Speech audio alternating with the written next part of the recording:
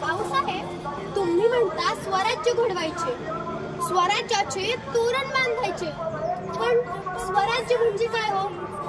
शोभा, स्वराज्य म्हणजे जिथे प्रत्येक स्त्री सन्मानाने जगू शकते. स्वराज्य म्हणजे जिथे सर्वांना हक्क समान असतील. स्वराज्य म्हणजे जिथे अन्याय हा शब्द अनोळखी असेल.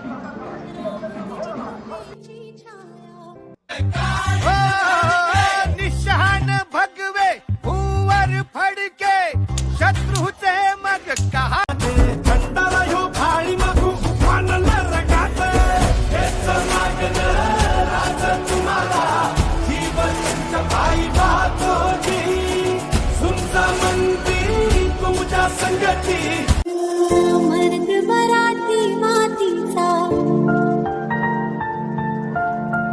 छत्रपती सह्याद्री